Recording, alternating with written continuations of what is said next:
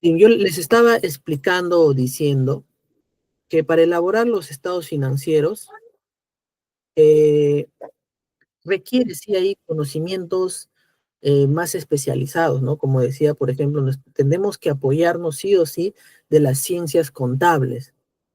Entonces yo no podríamos explicarles a a cada uno de ustedes cómo se elabora, por ejemplo, un balance general, ¿no? Cuáles son las partidas que corresponde, cuáles son las cuentas contables. Eso es que en realidad eso no es necesario que lo sepamos, ¿no?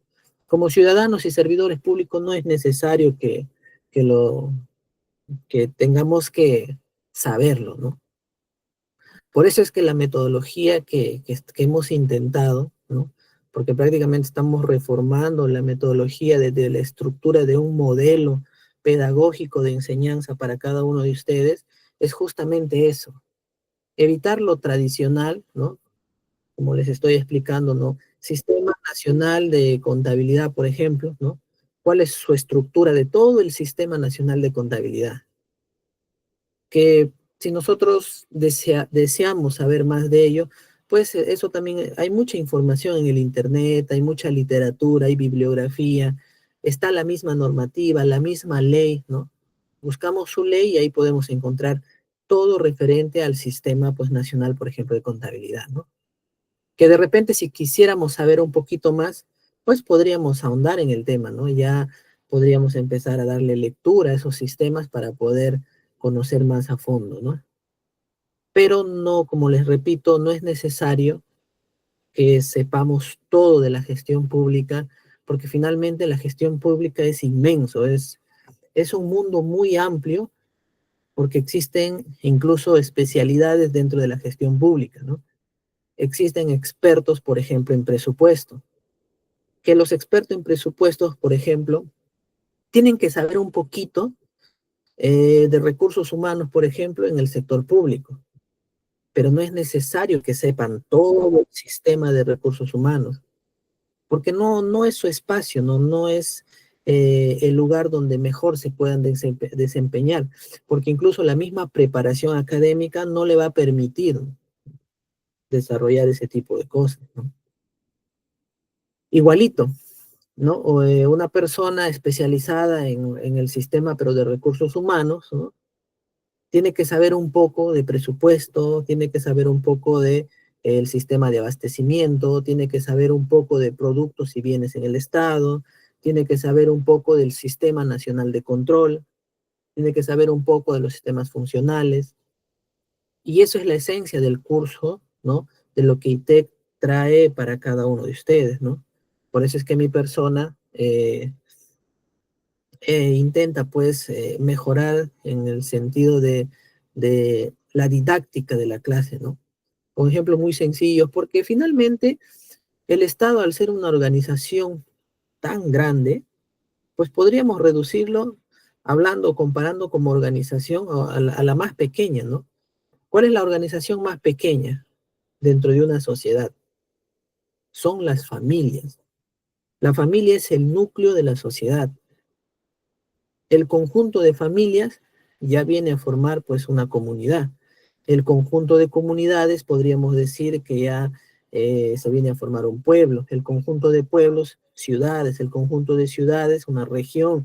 El conjunto de regiones, ¿no? Ya un departamento. El conjunto de repente de departamentos, un país. El conjunto de países, un continente, ¿no? Pero todo está relacionado en base a una organización, todo, ¿no? O sea, eso es lo que yo eh, invoco en cada uno de ustedes, fomento en cada uno de ustedes, de que justamente ese análisis de entendimiento de lo que existe o se hace como gestión pública, pues lo podamos comprender, ¿no? Las clases anteriores, bueno, este es el tema número 4, ¿no? Que vamos a tocar lo que es la parte financiera. Para iniciar el tema, ¿cuántos estamos? Somos 12. Bueno, hay 10 participantes, ¿no? Bueno, el chat está abierto. Me gustaría que puedan escribir, ¿no? El tema de la opinión, ¿no? O la pregunta que yo lanzo al espacio, ¿no? Para poder empezar, ¿no? O a desenredar, a destejer el tema del día de hoy. Yo quiero preguntarles, y creo que lo dije en la clase pasada, ¿qué tan importante es la gestión financiera en la gestión pública? ¿Por qué es importante, ¿no? La parte financiera dentro del Estado, ¿no? Repito, ¿no? Me gustaría leerlos en el chat, lo que ustedes piensan, lo que ustedes creen con sus propias palabras. Nuevamente les reitero que no hay respuesta mala, ¿no? No, dentro de la metodología que yo utilizo, para mí no existe una respuesta mala, ¿no? Porque las respuestas es el resultado de varios factores, una de ellas es la experiencia, ¿no? De repente muchos de ustedes se están desempeñando ya dentro de una entidad pública y de repente conocen mucho más por la especialidad que estén llevando, ¿no?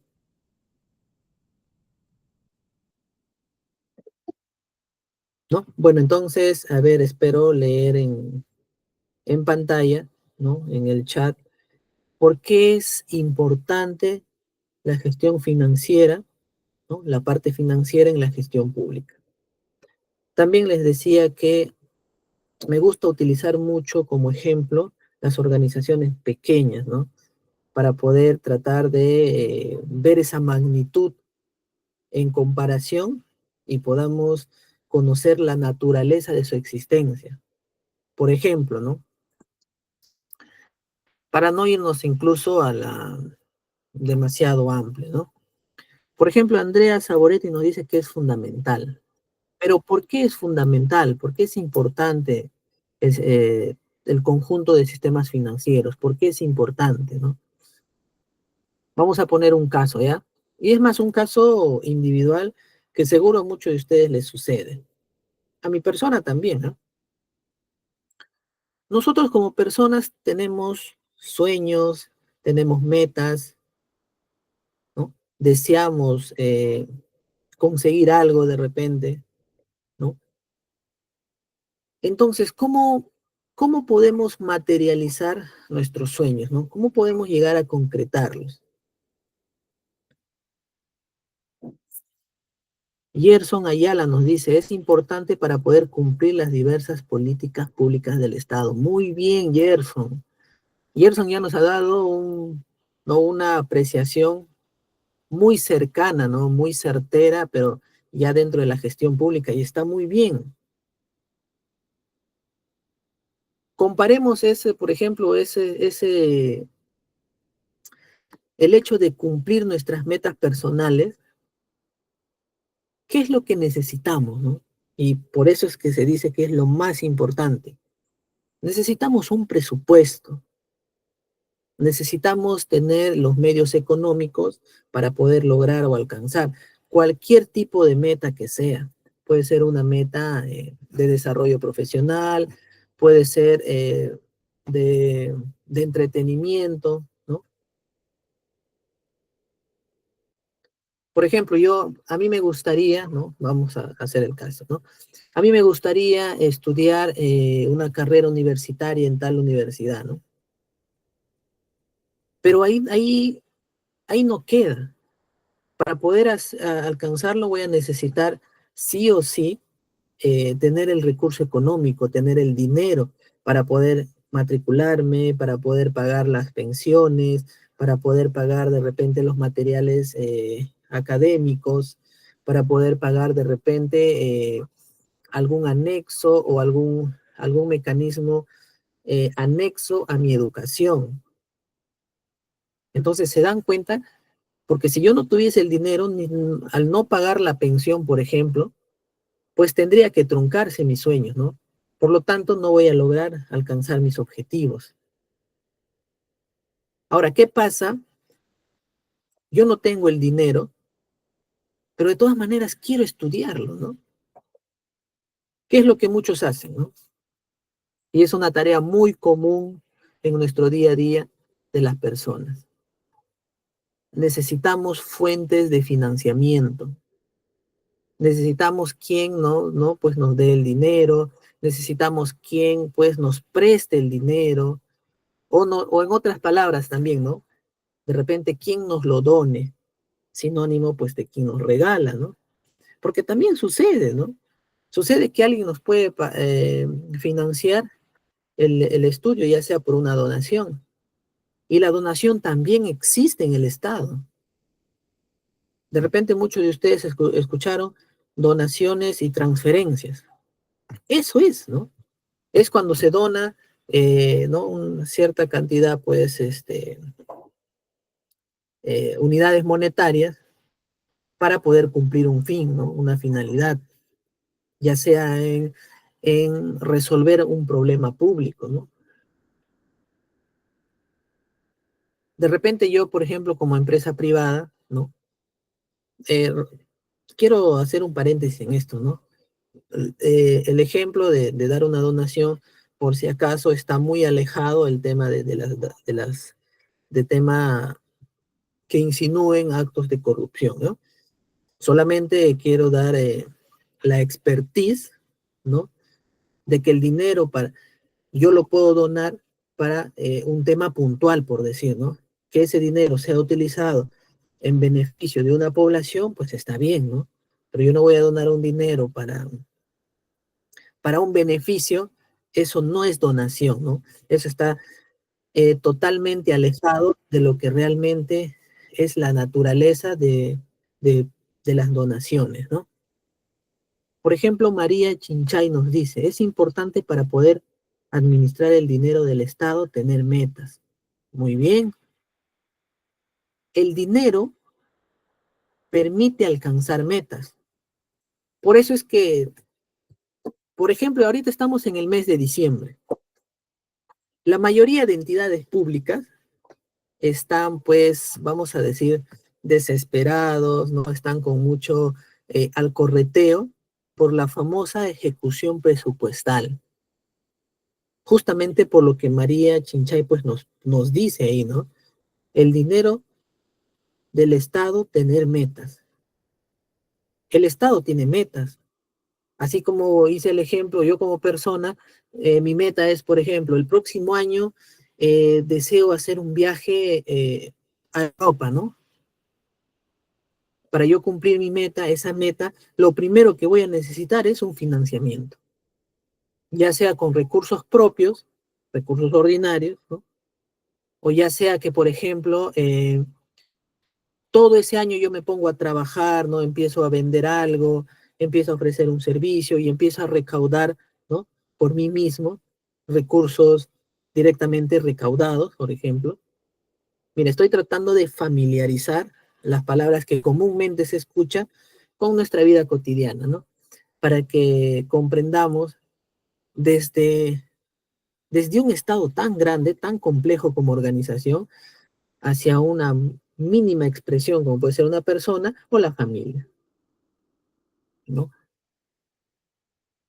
Entonces, por ejemplo, en este mes de diciembre, todos estamos, bueno, digo todos, las entidades públicas, por ejecutar ese dinero o ese presupuesto que ha sido designado hacia una determinada meta, ¿no?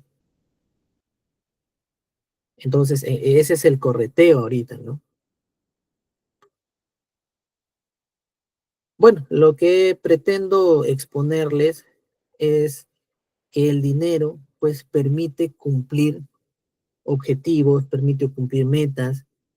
Entonces, como Estado, como gobierno, por eso es sumamente importante la parte financiera para que me permita cumplir, ¿no? Mis políticas públicas, como nos dice Gerson. Porque recordemos que en la política pública hay objetivos. Y hemos visto las políticas nacionales, por ejemplo. Si yo tengo como política atender, por ejemplo, la desnutrición infantil, pues yo voy a tener que hacer acciones, voy a tener que plantear actividades. Primero, tendría que ver en mi sector, ¿no? Por ejemplo, eso le correspondería al sector salud, ¿no? Ah, ok, entonces como gobierno agarro una cierta cantidad de dinero y pues lo encargo al sector salud, ¿no? Le encargo, ¿sabes qué, sector salud? Te estoy dando cierta cantidad de dinero para que puedas combatir la desnutrición infantil que actualmente pues está quejando a nuestra población. Entonces aquí viene, ¿no? El sector salud, donde ya tiene que coordinar, tiene que planificar, tiene que organizar, tiene que dirigir y tiene que controlar ese recurso para que sea bien utilizado de la forma más óptima para poder revertir ese problema público. En pocas palabras, que ya no exista la desnutrición infantil. Y para ello voy a tener que contratar personal, ¿no? Voy a tener que comprar de repente insumos y yo no lo voy a poder, no voy a poder adquirir todos esos recursos, pues si no tengo dinero, ¿no? Entonces, por ahí va el tema de la importancia de la parte financiera en el sector público. El día del segundo tema, cuando vimos los sistemas, en los sistemas funcionales y los 11 sistemas administrativos, les contaba de que de los 11, 7 son considerados financieros. Entonces ahí podemos comprender que esos 7, pues, en su estructura, en su coordinación, en su articulación, pues permiten al Poder Ejecutivo poder realizar todas estas acciones, transformar o convertir la política pública, pues, en hechos, ¿no? En actividades, en servicios, en bienes, para poder resolver el problema público. A ver, acá hay otra pregunta. Andrea nos dice, ¿es importante para responder las metas concretas? Ejemplo, aquí en Argentina. Mira, Andrea, tenemos una participante de Argentina, qué interesante. Espero que más bien el tema que exponemos se asemeje al gobierno argentino, ¿no? Pero sería una bonita opinión de Andrea, ¿no? Y nos podría incluso ilustrar mucho mejor, ¿no? De repente existe alguna diferencia o de repente el gobierno lo hace de otra forma, ¿no? Pero vamos a tener comunes denominadores también, porque nos dicen, Argentina estamos al límite, nos pone. Bueno, quiero entender, ¿no? De que de repente en la parte presupuestal ya está, ¿no? Ya llegó al techo. Espero que sea esa el mensaje que nos ha intentado dar Andrea, ¿no? Pero mira, qué interesante, ¿no? En todos lados, en todos los gobiernos, tienen ese problema, ¿no? Y es más, yo recuerdo que en la clase número 1 también, yo tengo una opinión muy, muy fija en mí, en el tema de que el dinero no, para mí, no es un indicador de cumplimiento efectivo de alguna meta, ¿no? Por ejemplo, el mismo de la desnutrición infantil. Yo le he dado al Ministerio de Salud cierta cantidad de dinero para que éste, por su responsabilidad, tiene que ejecutar ¿no? esta política. Entonces el Ministerio de Salud, pues, ¿no? Lo ejecuta, hace y me dice, ¿sabes qué, gobierno? Ya he utilizado todo el dinero que me has dado. Oh, entonces yo como gobierno no, bueno, en mí no encaja que le tengo que decir, ¿sabes qué? Ya has gastado todo el dinero, buen trabajo, sector salud, ¿no? Has hecho un buen trabajo y ahí queda todo. Pero realmente se ha revertido o ha dado resultado eh, mejorando el estado de salud de los niños, ¿no? De los infantes, suprimiendo la desnutrición, ¿no? En los niños. Por eso es de que creo, bueno, lo creo ciegamente, ¿no? De que incluso el problema no es tanto presupuestal, ¿no? Porque también se dice, ah, no, es porque no hay dinero, ¿no? Sino que para mí es la calidad de gasto que se hace. Por eso es que viene dentro del sistema de modernización de la gestión pública, que el día de mañana lo vamos a tocar en mayor profundidad, porque vamos a cerrar el curso prácticamente lo que ya es gestión pública, sí, gestión pública, acompañado de la modernización de toda la gestión pública, porque finalmente les voy a exponer cómo funciona toda la gestión pública, pero acompañado de los problemas para poder modernizarse y por qué se relacionan hoy en día a estos nuevos cambios, de transformar de una gestión pública tradicional, antigua, orientada a sus procedimientos y totalmente alejado del ciudadano, ¿no? Totalmente alejado de la población. Una gestión pública, pues, que no resuelve sus problemas, ¿no? Por eso el día de mañana vamos a tocar ya lo que es gestión pública, que combina, pues, todos los sistemas administrativos, absolutamente todos, y ya podamos comprender la razón de ser de una gestión pública. El día de hoy solamente de la parte financiera. Bien, sin más preámbulos, entonces también para que no nos gane el tiempo, vamos a empezar. Entonces, la administración financiera del sector público. ¿Qué podemos ver en pantalla? En pantalla nos dice, en septiembre del 2018, que no, bueno, no fue hace poco, pero tampoco fue hace mucho, ¿no? Estaremos hablando casi 7 años. Se emite el decreto legislativo 1436, el decreto legislativo marco de la administración financiera del sector público, donde ahí se marca cuáles son esos 7 sistemas administrativos que representan a ese conjunto, a esa bolsa que se llama parte financiera.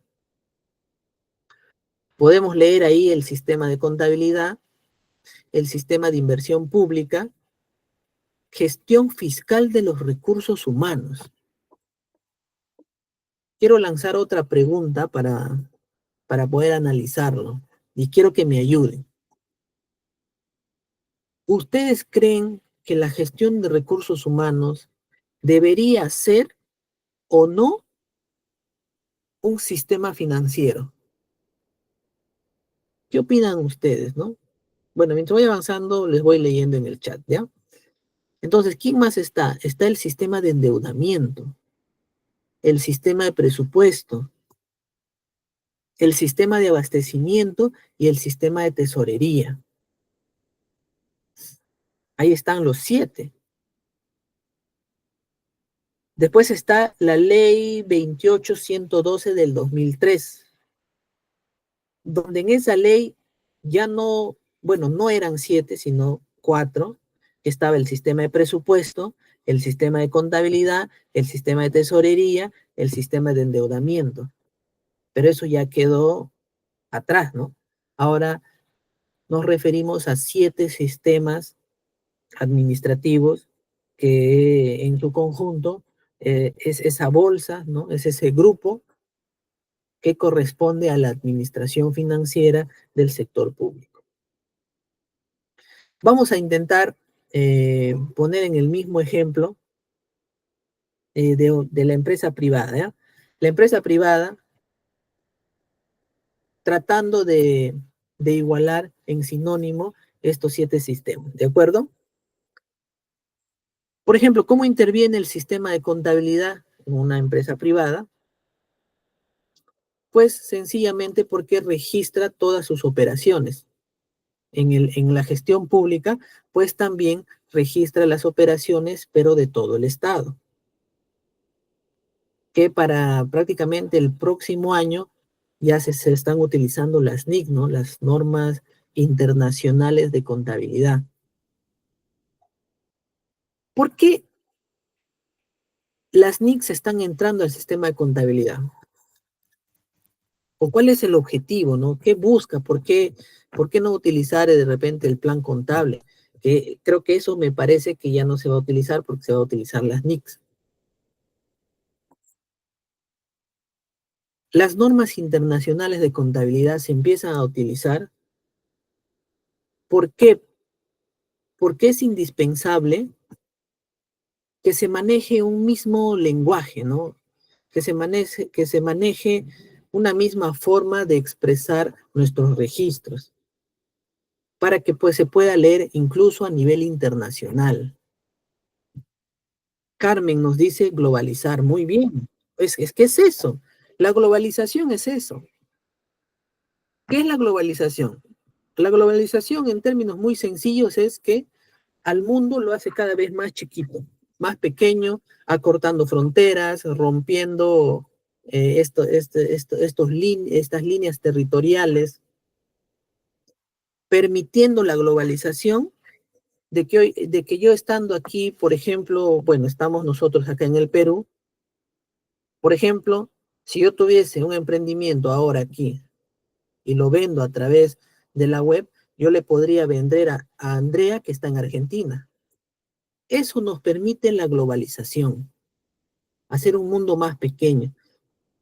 Porque antes que exista la globalización, pues yo no podría venderle a Andrea, pues no. ¿Cómo podría ofrecerle estando aquí sin algún medio que me permita, pues incluso llevar mi producto hasta Argentina?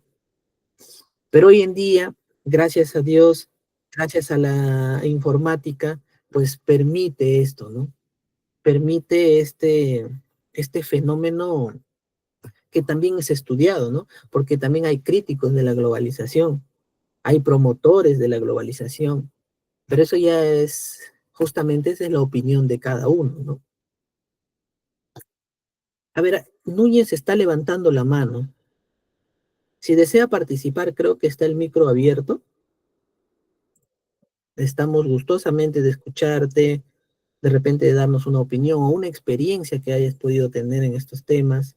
Gustosamente estamos para poder escucharte y poder aprender también de ello, ¿no?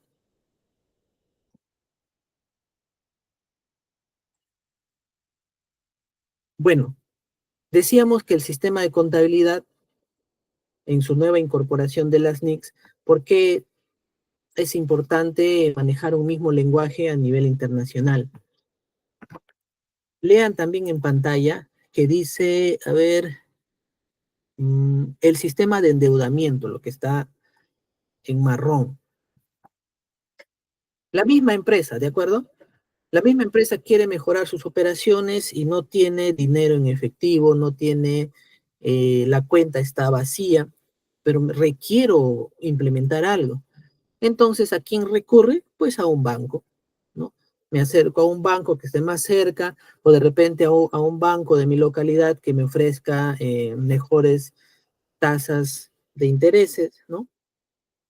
Para que me pueda prestar el dinero.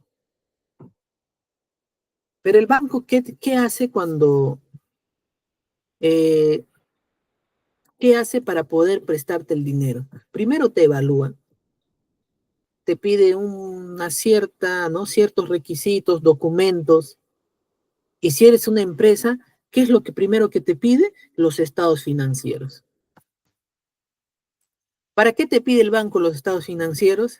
Para que pueda, pues, el banco a través de esos instrumentos de gestión, pueda ver si esa empresa es solvente, ¿no?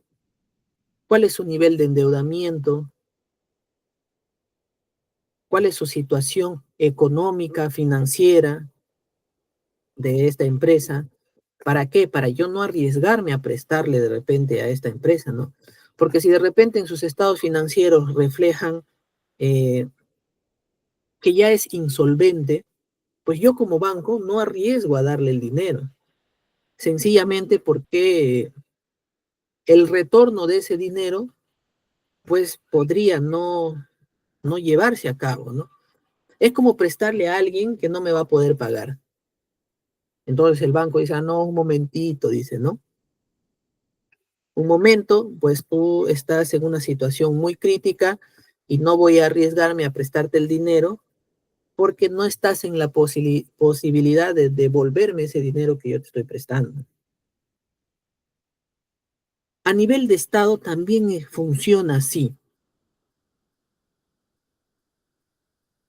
Los países emergentes, como el Perú,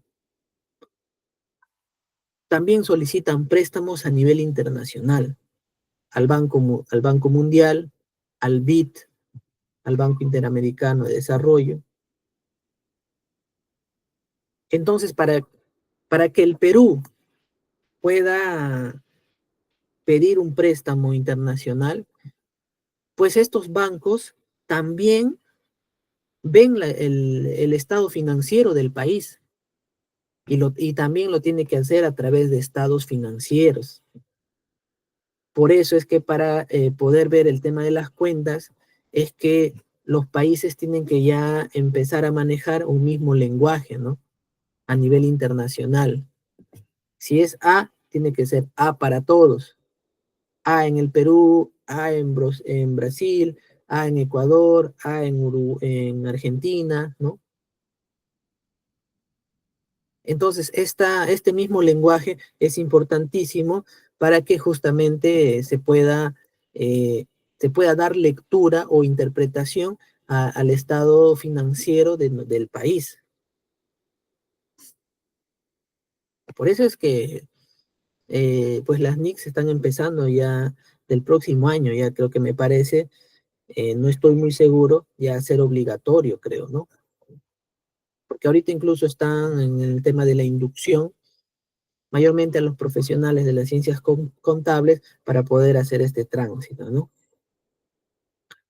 Pero hasta ahí, ¿no?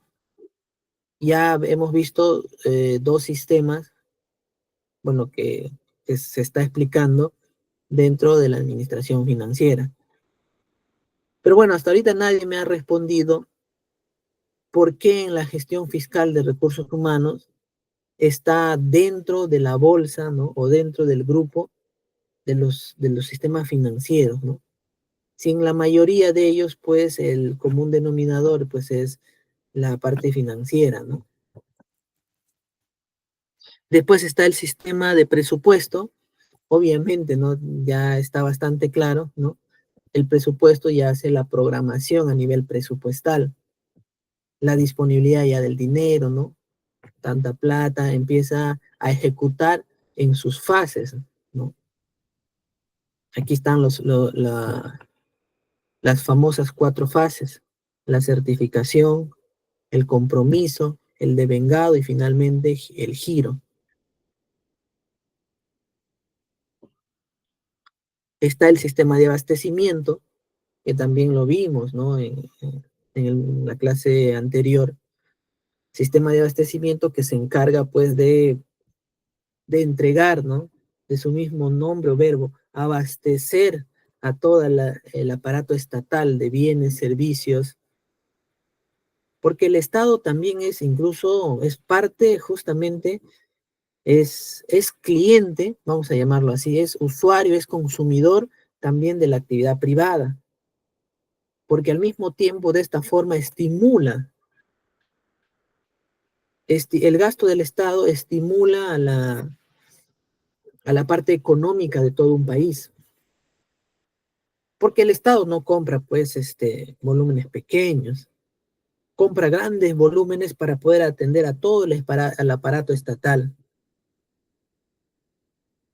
Y justamente esto de la compra en volúmenes del Estado, pues es muy atractivo, ¿no? Y es muy riesgoso en el sentido, pues, de la famosa corrupción, ¿no? Por eso es que la corrupción entra mucho en esta parte, mayormente en las adquisiciones y las contrataciones, es porque justamente en la parte privada se pelean por ganar estas compras voluminosas, ¿no? Por eso les llaman compras millonarias, ¿no? Entonces, más o menos por ahí encaja, ¿no? Toda la parte financiera, ¿no? Y lo importante que es, incluso ante una mala administración financiera, al Estado le causa muchas pérdidas, ¿no? Después está el sistema de tesorería. Para mí el sistema de tesorería, yo lo comparo como la billetera, ¿no? La billetera del Estado, ¿no? De la gestión pública, porque finalmente ahí está o ahí se encuentra el tesoro público. A ver, Carmen Carmín un nombre bastante que rima, ¿no? Nos dice, por los pagos de planillas es que se tiene que realizar a los trabajadores de una entidad. Muy bien, Carmen. Yo también estoy de acuerdo con esa afirmación. Yo llegué a escuchar, ¿no?, que la gestión de recursos humanos no deben estar dentro de la parte financiera, pero sí tiene que estar, porque finalmente a través del pago de la planilla es una inversión. El Estado hace una inversión, ¿no?, de mano de obra, de talento humano, de conocimientos, hace una inversión para poder contar con con la prestación de estos profesionales, ¿no? En pocas palabras, el Estado también necesita, ¿no?, del servicio civil que le provea estos conocimientos para que pueda funcionar. Y el Estado también ya aquí asume una obligación financiera, al igual que el sistema de abastecimiento, por ejemplo. El sistema de abastecimiento, pues, es el tema de bienes y servicios, ¿no? Yo compro, ¿no?, cierta cantidad de muebles, por ejemplo, cierta cantidad de computadoras, y le entrego al aparato estatal para que pueda funcionar. Pero el sistema de recursos humanos hace lo mismo, solo que no hablamos ni de bienes ni de servicios, sino hablamos de personas. ¿Y quién provee de personas al aparato estatal? Pues el servicio civil, la población, ¿no? Entonces se dan cuenta que por estos motivos la gestión fiscal de recursos humanos están dentro de este paquete, ¿no?, que antes no existía, solamente eran cuatro: contabilidad, presupuesto, endeudamiento y tesorería, ¿no? Son conceptos muy cercanos a lo que es parte, ¿no?, parte financiera exclusiva, por no decirlo así, ¿no?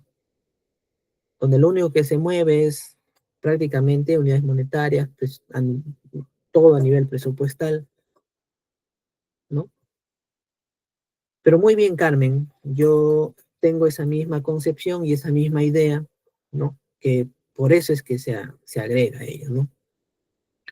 María Chinchay nos dice, por supuesto, ellos hacen inclusive el cálculo del dinero que van a comprometer y lo coordinan con OPE si desea estar ahí el recurso humano, ¿no? María ya nos da un concepto un poquito más profundo, ¿no? Donde ya mete las fases presupuestales, ¿no? En el tema del compromiso, el devengado y giro, ¿no? OP, bueno, las oficinas de planeamiento son las que se encargan justamente de hacer esta programación presupuestal, ¿no? Ellos lo único que hacen, se encargan de esta programación, de que esté correcto, que se coordine entre los diferentes clasificadores de gastos para... Más adelante tenemos esto, más bien vamos a avanzar para que no nos gane el tiempo, ¿ya? Entonces, en pantalla ustedes están viendo prácticamente todo el tema de hoy día. Si ustedes revisan esa pantalla, prácticamente van a ver de una manera muy resumida. Ahí la clase del día de hoy prácticamente está hecha, ¿no? Pero vamos a profundizar en algunas cosas que también son importantes. Entonces, ¿qué es la administración financiera en el sector público? Es la gestión de los derechos y obligaciones económicas, financieras de titularidad del Estado. Es la gestión, obligaciones, todo lo que tiene que pagar con los derechos, con, vamos a decirlo, con los activos que ya posee, ¿no? Mediante la aplicación de reglas, principios, procedimientos por los que se rigen sus componentes. ¿Por qué aplicación de reglas? Porque, por ejemplo, el Estado nos dice, yo te doy cierta cantidad de dinero a tal institución, pero te pongo reglas de juego. Por ejemplo, yo te doy este dinero, pero no puedes gastarme en tal cosa. No puedes gastarme en este otro tema, ¿no? Es como que yo le destino este dinero al sector salud y sabes que este dinero es exclusivo para que me atiendas la desnutrición infantil. Pero ojo, ese dinero no me utilices, por ejemplo, para comprar, a ver un ejemplo, algo que no esté relacionado con la desnutrición infantil, ¿no?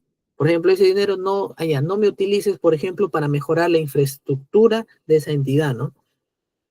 Entonces, más o menos así son las reglas de juego, ¿no? A lo que se refiere este concepto, ¿no? Y procedimientos por los que se rigen sus componentes. Y aquí está lo que nos dice, por ejemplo, María, Carmen, incluso mi persona, por qué la gestión fiscal de los recursos humanos tiene que pertenecer al sistema financiero. Ahora vamos a hablar del sistema de recursos humanos. Nos dice que establece, desarrolla, ejecuta la política de Estado. Ya ya sabemos que son políticas de Estado, políticas nacionales, políticas institucionales, políticas regionales, políticas locales, ¿no? Comprende el conjunto de normas, principios, recursos, métodos, procedimientos, técnicas utilizadas por las entidades del sector público en la gestión de recursos humanos. Servir es el ente rector del sistema de recursos humanos y los lineamientos que emite sobre este son aplicables a todas las entidades de la administración pública. En el cuadro, pues, del lado derecho de sus pantallas, lo que ustedes también están mirando, ahí están los 7 subsistemas de todo el sistema de recursos humanos con sus 23 procesos. Prácticamente todas las oficinas de recursos humanos de todas las entidades del sector público, de los diferentes niveles de gobierno, se desempeñan o se desenvuelven de esa forma. Existe una planificación de política de recursos humanos. Servir no va a hacer una planificación de una política en salud, por ejemplo, ¿no? Sería descabellado. Pero sí puede hacer una política que intervenga en las oficinas de recursos humanos de las entidades del sector salud. Ahí viene la articulación de cómo, por ejemplo, el día de ayer vimos desde lo más alto hasta lo más bajo, van desagregando, sobre todo en las áreas de apoyo dentro de las entidades públicas. Recuérdense, por ejemplo, imagínense un organigrama, ¿no? Un organigrama desde el nivel más alto, que es el nivel estratégico, hacia el nivel más operativo. Y al lado derecho, pues encontramos o el órgano de asesoría o los órganos de apoyo, y al otro lado, pues, la parte contraria, ¿no? No recuerdo muy bien quiénes van al lado derecho, pero finalmente los órganos de apoyo existen en toda entidad pública, porque van a ser el soporte para que la parte operativa pueda prestar los servicios, pueda eh, desarrollar, producir sus bienes, porque finalmente este es el único mecanismo con el que puede llegar hacia la población,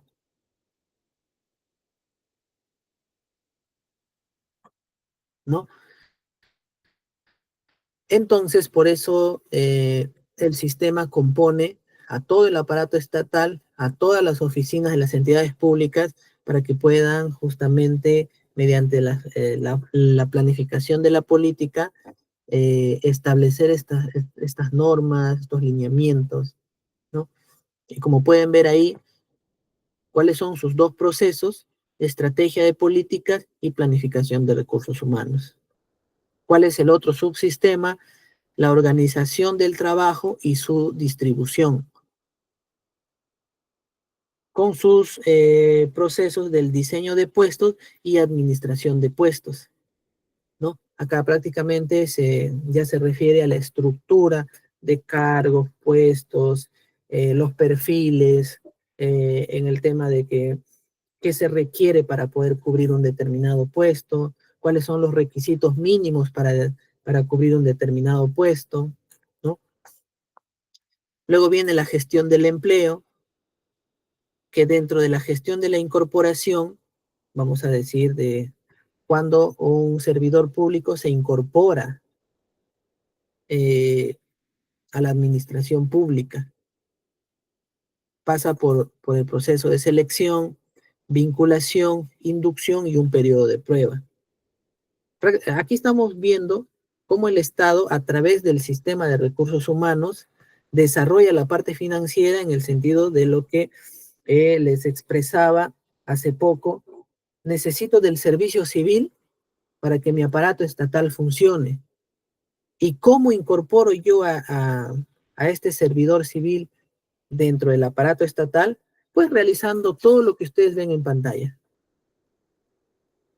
Por ejemplo, la planificación de políticas me va a decir, ¿no? Ah, ok, tú necesitas, pero ¿cómo lo vas a incorporar? ¿Cuáles van a ser las reglas de juego para que se puedan incorporar? A eso se refiere la política. ¿Por qué? Recordemos que la política pública se expresa o existen objetivos para poder solucionar un problema, ¿no? Tiene una finalidad. Entonces, en esa parte, pues tengo que poner las reglas de juego de cómo yo voy a adoptar o administrar al servidor público para que pueda prestar sus servicios y el aparato estatal pueda funcionar. Imagínense una entidad pública sin trabajadores. Sería ¿no? Sería una casa, pues, de terror, ¿no? Un establecimiento vacío, un edificio sin personas, ¿no? Entonces, justamente por eso la importancia de que el Estado requiere del servicio civil y para ello realiza todas estas operaciones para que pueda tener dentro de sus filas a las personas que van a poner su talento, su conocimiento, sus capacidades para, pues, para dar un servicio, pues, de calidad, ¿no? Y que incluso esa es la reforma dentro de la modernización de la gestión pública y también de la reforma del servicio civil. Tener servidores altamente calificados, escogidos a través de la meritocracia, la idoneidad y la integridad incluso. Entonces, dentro de la gestión del empleo también vemos administración de personas, administración de legajos, control de asistencia, desplazamiento, procedimientos disciplinarios, la desvinculación, cuando ya el trabajador por cualquier motivo cesa, ¿no? Con el Estado. Está la gestión de la compensación, de las pensiones. Aquí en la gestión de la compensación, por ejemplo, entra más directo la parte financiera, ¿no? Porque hay que compensar por el trabajo que realiza esa persona. Hay que darle su remuneración, ¿no? Entonces, significa pues que sí somos parte ¿no? El sistema de recursos humanos sí es parte de este conjunto financiero, porque finalmente utiliza recursos, ¿no? Financieros para poder cubrir estas obligaciones en nivel de personal. Está la gestión de desarrollo de capacitación, está la capacitación, la progresión en la carrera. Es más, también se destina, miren, cómo dentro del sistema de recursos humanos hay un subsistema que se encarga de capacitar a la persona, ¿no? Capacitar al servidor público para que mejore sus competencias, mejore su desempeño, y al mejorar todos estos componentes, también pues se tiene que reflejar dentro del bien y o servicio que la entidad pues está ofreciendo a la ciudadanía. El, el régimen de servicio civil está dentro de ese pilar que yo les estoy comentando, ¿no? Por eso es que busca la profesionalización del servicio civil para, como resultado, obtener bienes y servicios de calidad que puedan satisfacer las necesidades de la población, ¿no? Y finalmente está la gestión de relaciones humanas. Y finalmente la gestión de las relaciones humanas, donde podemos ver la seguridad y salud en el trabajo, bienestar social, la cultura y clima organizacional, comunicación interna. Prácticamente este sector se encarga de llevar unas buenas relaciones laborales, ¿no? También está la gestión de rendimiento, evaluación del desempeño. Yo no entiendo, por ejemplo, dentro de mi experiencia, he podido presenciar mucho temor a la evaluación de desempeño. Yo de verdad no comprendo por qué. Y es más, he tratado de dar respuesta y a lo único que llego es de que la evaluación de desempeño está satanizado en que es como que sinónimo de sanción, ¿no? Entonces acá hay una mala percepción de la evaluación de desempeño. La evaluación de desempeño está creado para poder medir cuánto, en qué nivel están nuestros servidores públicos. ¿Pero para qué? Para ayudarlos a mejorar, para ayudarlos a capacitarlos. Por eso es que la gestión de rendimiento se relaciona mucho con la gestión del desarrollo y la capacitación. Yo evalúo tu desempeño, pero no pues para de repente ponerte en una situación peor de la que ya te encuentras, ¿no? Sino todo lo contrario, para yo poder detectar de repente dónde el personal está fallando y poder darle un tratamiento a esa falla, a ese error. Y entonces yo apunto el tema de la capacitación para poder mejorar esa dificultad en el trabajador.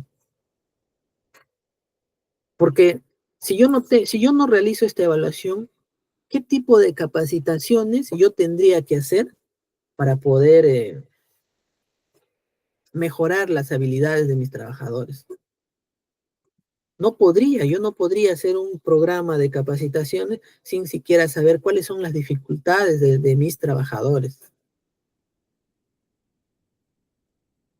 Y ahí nuevamente, para yo poder capacitar, voy a necesitar recursos financieros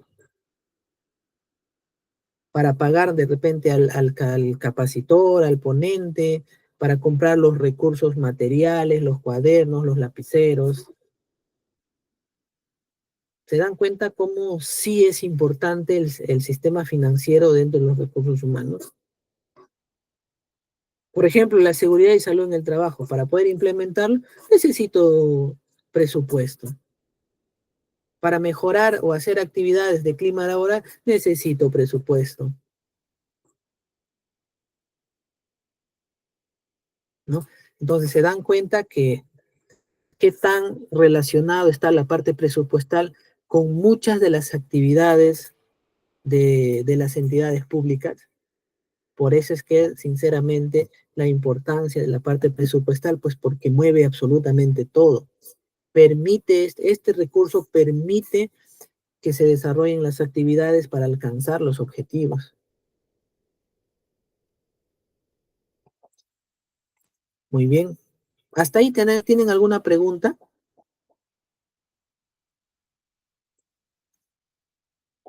Muy bien. ¿Cuáles son los integrantes del sistema de gestión de recursos humanos?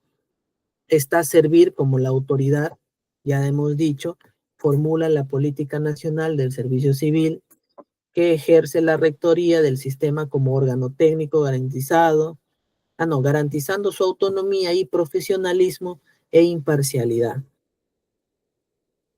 Tiene competencia a nivel nacional y sobre todas las entidades y regímenes de la administración pública. Nuevamente, esto nos permite entender por qué el sistema administrativo de gestión de recursos humanos dentro del Poder Ejecutivo administra todo el aparato estatal, porque sus políticas recaen sobre todos los niveles, nacional, regional, local.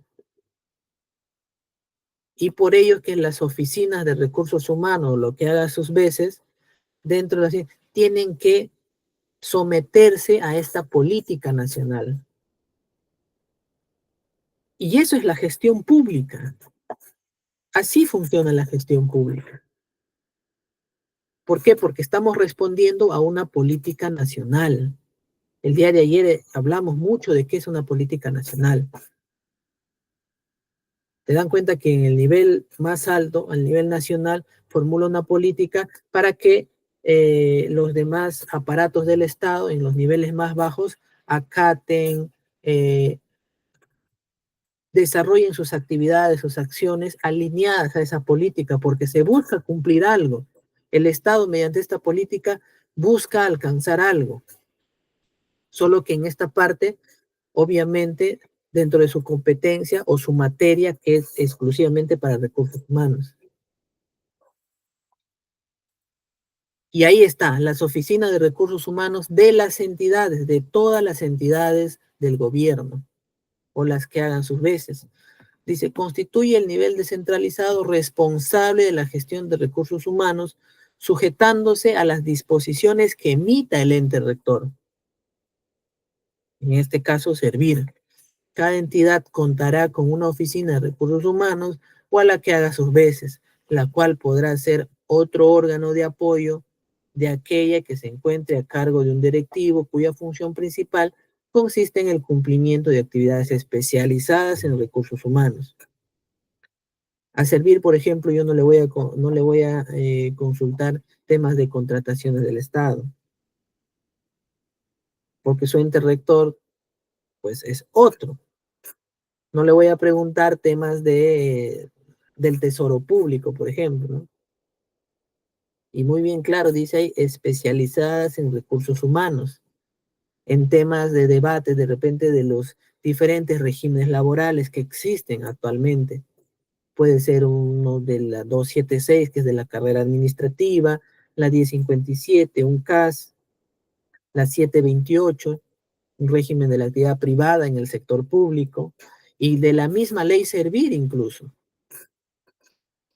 ¿no? De esto es lo que se encarga el sistema de recursos humanos, ordenar, gestionar a todo este aparato en recursos humanos dentro del Estado, ¿no? Mantienen vínculos funcionales con Servir, en tanto son parte del sistema administrativo de gestión de recursos humanos, ¿no? Y son los responsables de gestionar el servicio civil en la entidad. También es responsable de implementar las normas, principios, métodos, procedimientos y técnicas del sistema, ¿no? Les voy a dejar de tarea de aquellos que trabajan en la gestión pública, identifiquen en qué sistema administrativo pertenecen, ¿no? Identifiquen quién es su ente rector. Y seguro lo saben, ¿no? Está el Tribunal del Servicio Civil, que es un órgano integrante de Servir que tiene por función la resolución de las controversias individuales que se susciten al interior del sistema en cualquier nivel también. El tribunal es un órgano con independencia técnica para resolver en las materias de su competencia. Conoce recursos de apelación en materia de ¿qué? Acceso al servicio civil, evaluación y progresión en la carrera, régimen disciplinario, terminación de la relación de trabajo, ¿no? Son estos temas que el tribunal pues es como que si fuera un juez exclusivo para recursos humanos, ¿no? Donde ahí se debaten cuando existen muchas controversias dentro del sistema, donde finalmente pues el tribunal va a resolver, ¿no? Para dar, vamos a decir, para ver quién tiene la razón o hay que respetar algún derecho en base a lo que la normativa diga, ¿no? Está también la Dirección General de Gestión Fiscal de los Recursos Humanos, pero ya del Ministerio de Economía y Finanzas, que esto es otra entidad que pertenece a un ministerio, ¿no? Ministerio de Economía y Finanzas. Por ejemplo, Servil está adscrito a la PCM, a otro ministerio. Por ejemplo, acá estamos hablando de dos ministerios. Entonces ya podemos entender, ¿no? Esa operabilidad, esa articulación entre entidades del Estado, que eso también hoy en día todavía es muy frágil, muy débil, la buena armonía que las entidades del Estado pues tienen en articular sus funciones, en articular su trabajo. Yo he escuchado mucho que dicen, esto no le corresponde, a mí no me corresponde, a mí tampoco me corresponde, dicen, ¿no?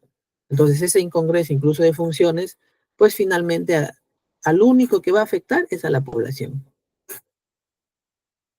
Un ejemplo claro de esto fue cuando sucedió esto de los incendios forestales, ¿no?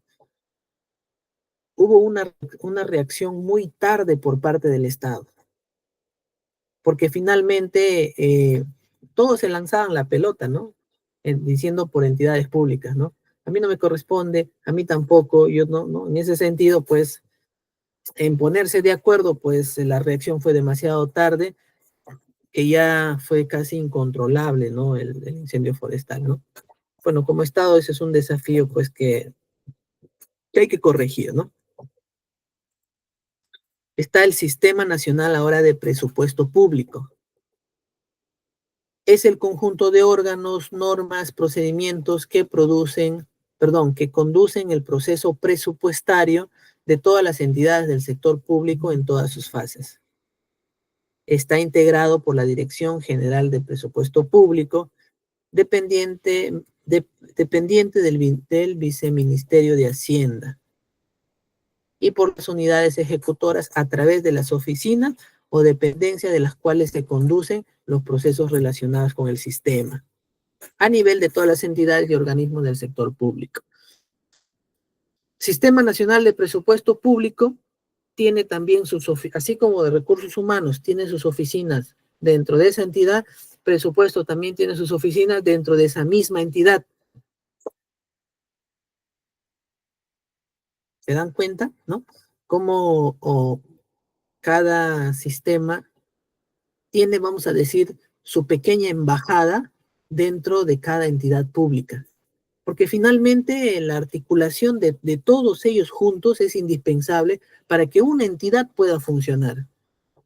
Imagínense una entidad con oficina de presupuesto, con su oficina de planeamiento, con su oficina de logística, pero no tiene una oficina de recursos humanos. ¿Quién se va a encargar de incorporar al servicio civil dentro de esa entidad para que pueda funcionar? No se puede, ¿no? Sería difícil. Ahora, imagínense con oficina de recursos humanos, pero sin oficina de presupuesto. ¿Quién va a realizar las programaciones presupuestales, ¿no? ¿Quién va a decir, este año voy a necesitar tanto presupuesto? Porque tengo que pagar personal, porque tengo que hacer estas compras en base a mi cuadro de necesidades, porque tengo que atender, ¿no? Comprar de repente, no sé, estos terrenos, tengo que realizar este proyecto, ¿no? Entonces, por eso es importante y muy importante una buena articulación de todos estos sistemas. ¿Qué es el crédito presupuestario? Nos dice, es la dotación de recursos consignada en los presupuestos del sector público con el objeto de que las entidades públicas puedan ejecutar gasto público. Es de carácter limitativo y constituye la autorización máxima de gasto que toda entidad pública puede ejecutar conforme a las asignaciones individuales de gasto que figuran en los presupuestos para el cumplimiento de sus objetivos aprobados, ¿no? Este es el famoso, bueno, le dicen el techo también, ¿no? El techo presupuestal. ¿Hasta dónde alcanzo yo, no? O es mi límite, como dice acá. Acá dice, es de carácter limitativo. Yo no puedo gastar más de lo que no tengo, ¿no? Si solamente tengo 1,000, no puedo gastar 1,500, porque mi crédito no lo permite, ¿no? Por ahí va el tema de cuando se habla de crédito presupuestario. Gastos públicos son el conjunto de erogaciones que por conceptos de gastos corrientes, gastos de capital, servicios de deuda, realizan las entidades con cargo de créditos presupuestarios respectivos para ser orientados a la atención de la prestación de los servicios. Todos los gastos que la entidad pública realiza es como un embudo, ¿no? Yo empiezo a poner en el embudo cuando hago gastos corrientes, gastos de capital, gastos de planilla, ¿no? Gastos de bienes y servicios como proveedores, todo meto en el embudo. Al momento de salir por el otro extremo, pues sale como bienes y o servicios para la población. ¿Cuáles son las principales prioridades del presupuesto 2025?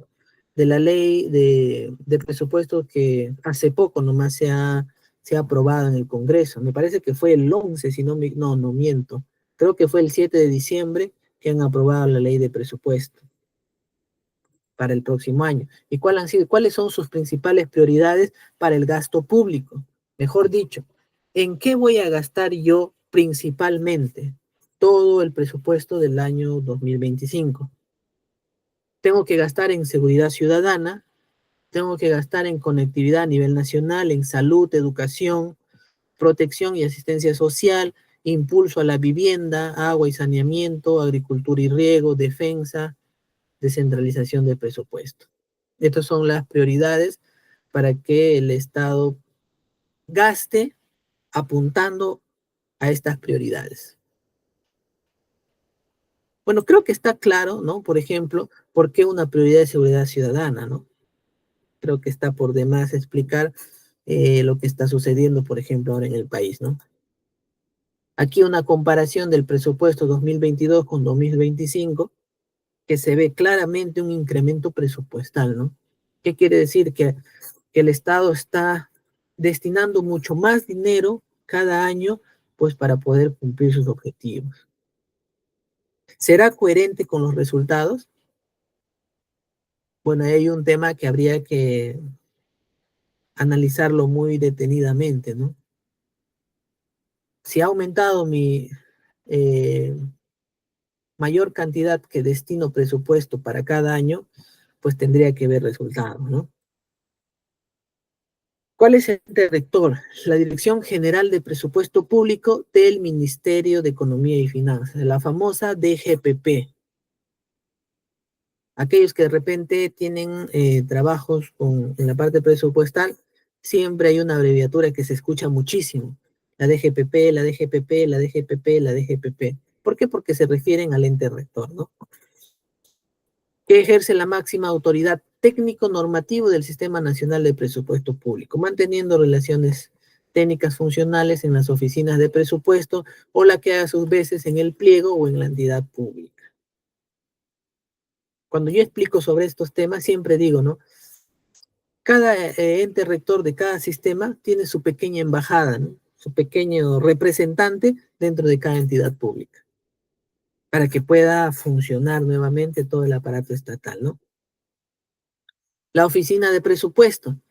Ya este es el responsable de conducir todo el proceso presupuestario, pero dentro de la entidad, siempre sujetándose a las disposiciones que emita la DGPP, para cuyo efecto organiza, consolida, verifica, presenta la información que se genere en sus respectivas unidades ejecutoras y en sus centros de costos, así como coordina y controla la información de ejecuciones de ingresos y gastos autorizados en los presupuestos y sus modificaciones, o sea, en las leyes.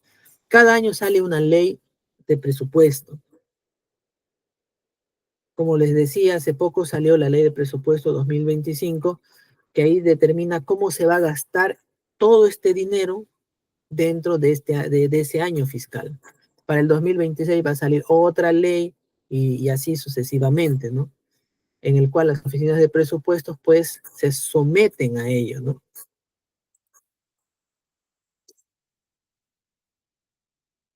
Gasto corriente y gasto de inversión es el gasto público, ¿no?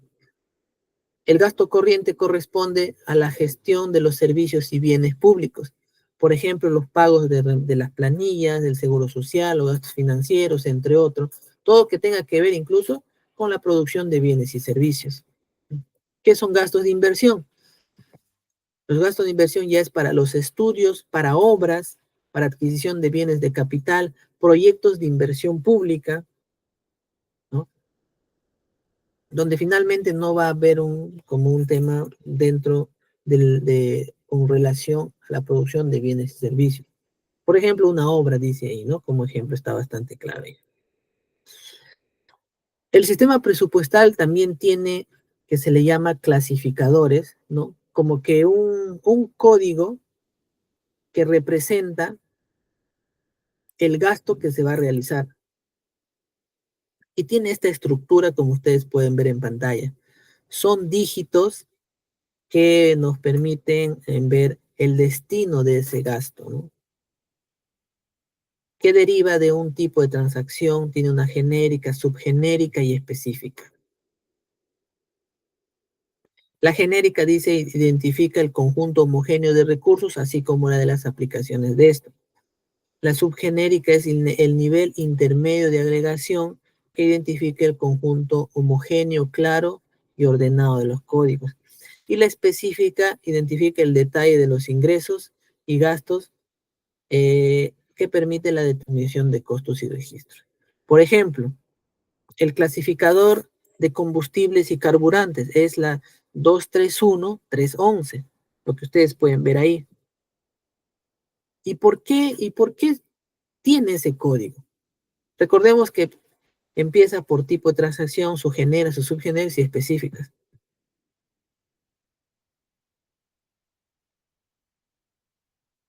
Su tipo de transacción es el 2, que quiere decir que es un gasto. El uno es un ingreso, ¿no? Los clasificadores que empiezan con unos, pues son porque ha recaudado, ha ingresado la parte, ¿no? Se refiere todo a lo que ingresa al Estado. Y cuando empieza con dos, lo que gasta, ¿no? Lo que gasta y el uno lo que ingresa. Y por ahí se van empezando a partir.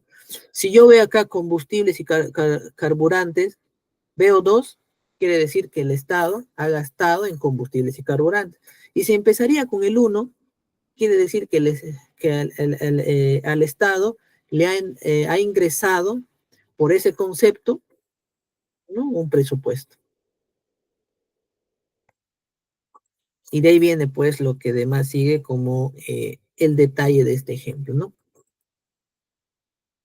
Luego está el Sistema Nacional de Abastecimiento, que es el conjunto de principios, procesos, normas, procedimientos, técnicas e instrumentos para la provisión de bienes, servicios y obras a través de las actividades de la cadena de abastecimiento, que está orientado al logro también de resultados. ¿Cómo realiza la cadena de abastecimiento, ¿no? Para poder adquirir los bienes? Realiza una programación multianual a través de su cuadro de necesidades, que aquí lo pueden ver, ¿no?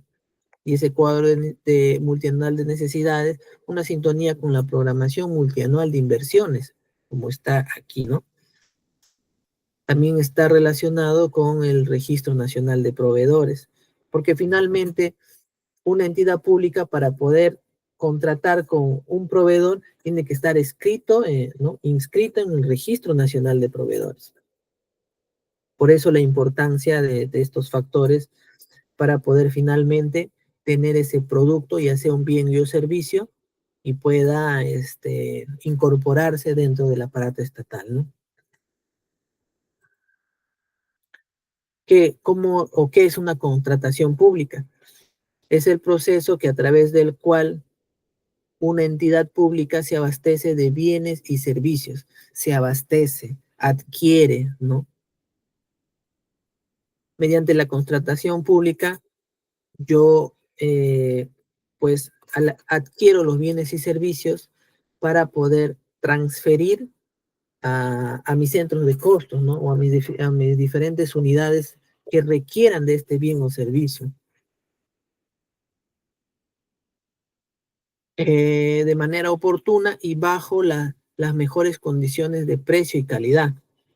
Mejor dicho, el Estado también está en la obligación de regular, ¿no? De equilibrar precio y calidad. Tampoco puede darse el lujo de destinar mucho dinero, bueno, a productos que no lo requieran, ¿no? Entonces el Estado también está en eso de poder equilibrar, porque al final son recursos del Estado. ¿Cuáles son los actores que permiten gestionar las contrataciones? Está el titular de la entidad, el área usuaria. En el área usuaria nace la necesidad. Ahí se realiza el requerimiento. Luego viene el comité de selección y finalmente el órgano encargado de las contrataciones. Similar que un procedimiento de contratación de personal, cuando se realizan los concursos, es muy similar, ¿no? Solo que de acuerdo a sus lineamientos, porque en este caso, ¿qué es lo que se adquieren? Bienes, servicios u obras, ¿no? No son personas, son obras, ¿no? Pero por ahí también la gestión de poder incorporar es muy idéntica, solo que cada uno dentro eh, de su lineamiento que le corresponde. La OCE. La OCE es la entidad que se encarga de regular, supervisar los procesos de contratación que realizan las entidades públicas, cautelando siempre la aplicación eficiente de la normativa y promoviendo las mejores prácticas para el uso óptimo de los recursos públicos y la satisfacción de las necesidades de la población. La OCE tiene un papel fundamental dentro de las contrataciones, ya que es como que el regulador, ¿no? De que las contrataciones se lleven de manera transparente, alineadas a la finalidad, ¿no? De las políticas, siempre intentando intermediar entre precio y calidad, por ejemplo, ¿no?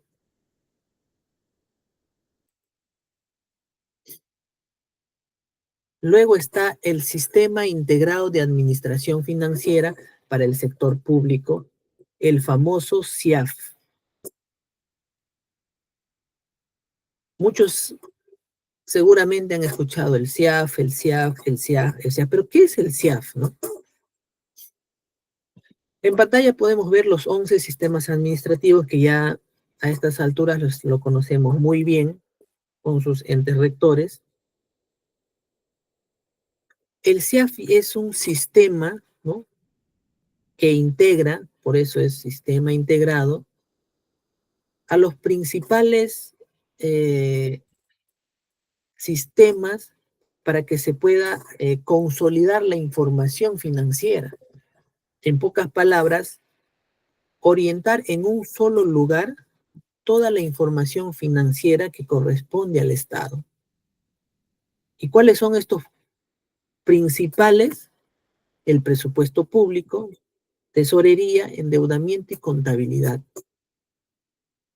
Son estos principales, ¿no? Motores del SIAF que van a permitir la operabilidad de todo el sistema de administración financiera. Claro está que estos cuatro no son los únicos, ¿no?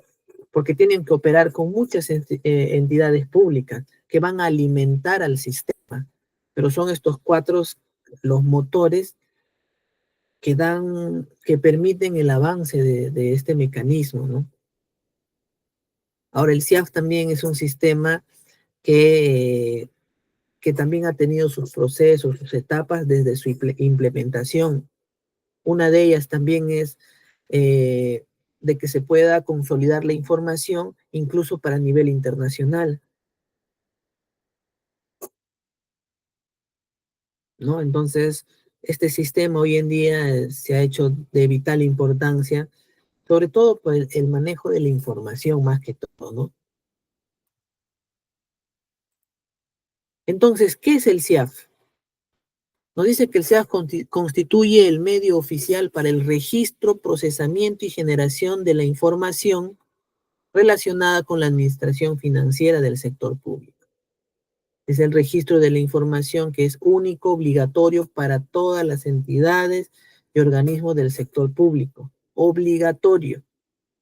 El funcionamiento y operatividad del SIAF se desarrolla en el marco de la normativa aprobada por sus órganos rectores. ¿Y quiénes son?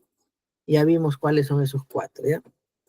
Que mejor de tarea les voy a eh, encomendar para que lo puedan revisar, ¿no? Ahí vemos un resumen de toda la operabilidad del SIAF. Aquí están sus cuatro entes rectores. y necesita la base de datos, la operabilidad de más entidades públicas como es la Contraloría, la SUNAT, OCE, el SEACE, la RENIEC, Infobra, SUNARP, el Banco de la Nación y todo el aparato estatal a través de sus unidades ejecutoras o los pliegos, aquellos que ejecutan presupuesto más que todo. El pliego es, pues, ¿no? Es el destino, o vamos a decir, el capital de muchas unidades ejecutoras que va a determinar para ver netamente en parte presupuestal, ¿no? Entonces, en pantalla prácticamente ven la operabilidad del CIAF y cada uno interviene de acuerdo a la base de datos que maneja.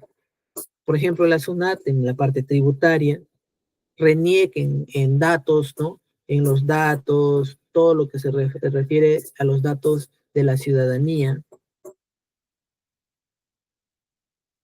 La Contraloría, si de repente por ahí necesita información de los movimientos financieros de repente de una investigación, entra al CIAF y de ahí empieza, ¿no? A visualizar como ente rector del Sistema Nacional de Control, ¿no?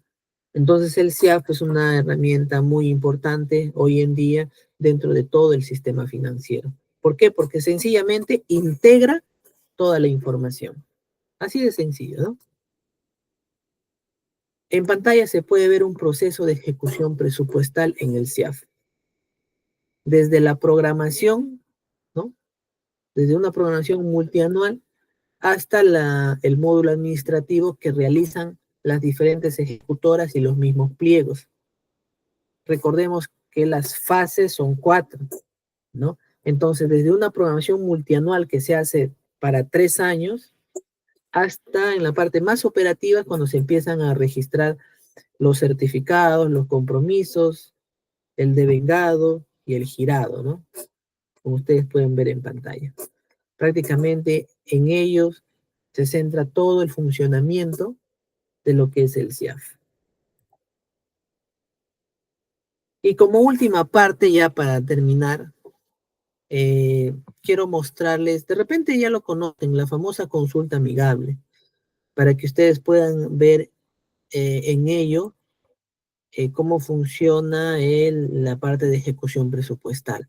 Por ejemplo, ahorita que estamos diciembre, eh, es bastante interesante porque nos va a mostrar, por ejemplo, cómo va, ¿no? En el PDF que les comparte nuestra asesora académica está el link para que ustedes puedan ver. Vamos a hacer una vista muy breve, muy sencilla, para que ustedes puedan ver, ¿ya? Por ejemplo, aquí vemos la ejecución presupuestal de todo el Estado. Tiene un avance de 84%. Pero yo quiero ver más, ya vamos a ver acá, nivel de gobierno, le hago clic aquí y me sale de los niveles de gobierno. Y ya sabemos cuáles son los 3 niveles de gobierno, el nacional, el local, regional. A ver, vamos a ver un gobierno regional. Hago clic aquí y le doy clic aquí en sector para ir, para ir desagregando, ¿ya? Para ir desmenuzando.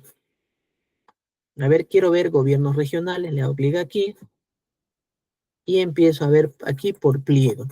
Y acá me tienen que salir todos los pliegos del Estado. Aquí está.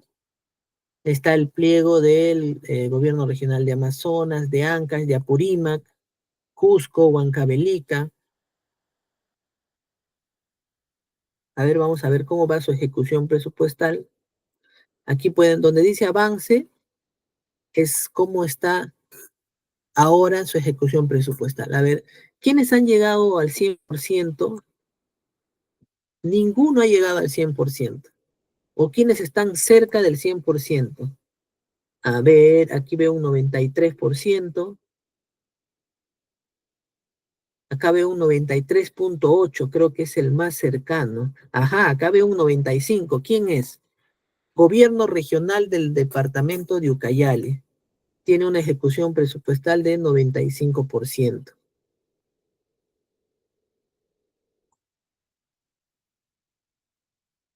¿no? Entonces, más o menos de esta forma práctica es el que se empieza a revisar la parte presupuestal. A ver, yo quiero ver Gobierno Regional del Callao. Clic aquí y empiezo a ver por ejecutora. ¿Quiénes son sus ejecutoras, a ver, del Gobierno Regional del Callao?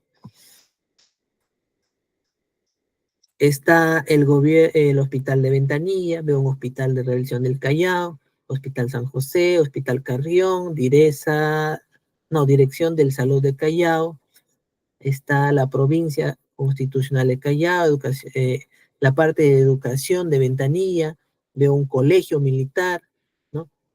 ¿Cómo va la ejecución? A ver, ¿quién está encabezando la lista? A ver, acá veo un 94%, ajá, acá veo un 98%. Por ejemplo, esta entidad, esta ejecutora, que es de la región de educación de Ventanilla, tiene un 98%. ¿Quién le sigue? Creo que este 93, no, este 93,8, que es el Hospital de Ventanilla, ¿no? Entonces, más o menos aquí pueden ver justamente la ejecución presupuestal y así pueden ir llegando a lo que ustedes quieren ir revisando, ¿no? A ver, ¿quién es el que tiene el 95, no? Por ejemplo, si yo quisiera ver de Ucayali, le doy aquí y le doy bueno en ejecutora. A ver, vamos a ver esto. Región de Ucayali Salud, le doy clic aquí y ya puedo empezar incluso a ver por categoría presupuestal, por producto, por función, por rubro, por genérica, ¿no? Bueno, yo ya los invito a que ustedes puedan seguir aquí revisando, investigando, ¿no?